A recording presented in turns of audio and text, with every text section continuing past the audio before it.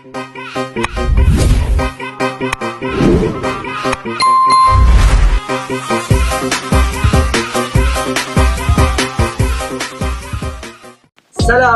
selamat datang dan selamat menonton di YouTube channel Ahmed Lolo. Hello everyone, I'm back.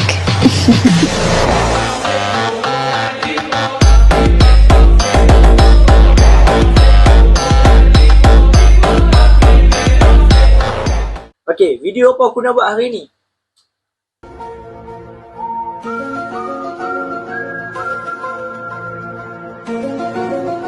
Semestinya perkenalan diri.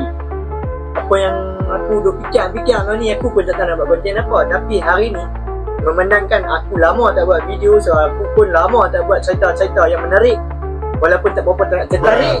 So hari ni, aku adalah Ahmed Lolo yang berasal dari negeri Perlis, menetap di Kedah. Okay. So, untuk hari ni konten dia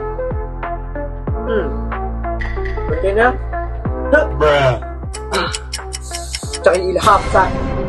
Semestinya perkenalan lah. Okay. Aku pun terbuntu-buntu dan masih tercari-cari konten apa yang aku harus buat.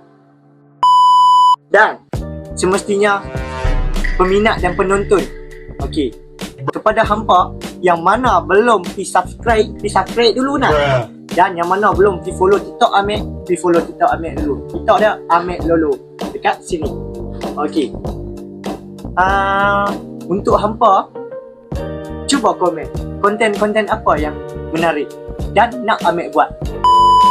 Dan aku terfikir juga, mungkin aku akan bermain dengan orang-orang dekat luar sana.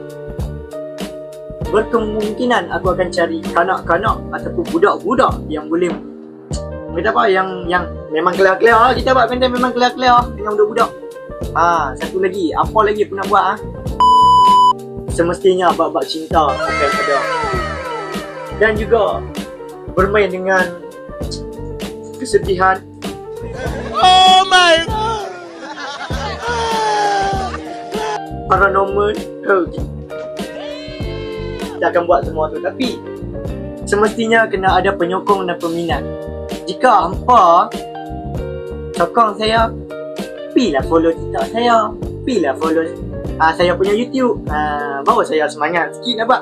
Maaf lah, saya bukan apalah, saya pun duduk tengah belajar mencari karakter saya sendiri. Saya ni sebenarnya pemalu, introvert, semua ada.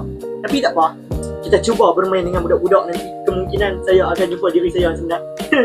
Tak pun kita pergi cari cinta dekat luar sana. Walaupun saya dah ada lah mana, rahsia mana kan.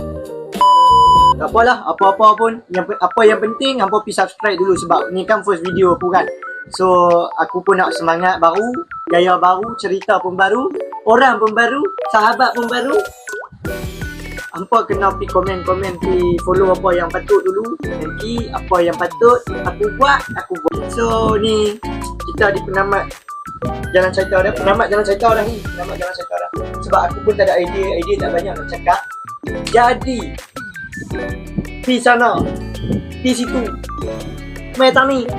Jumpa lagi di channel saya, Ahmed Lolo. Bye-bye. I got so high, oh I can't leave. I got your body all over my mind.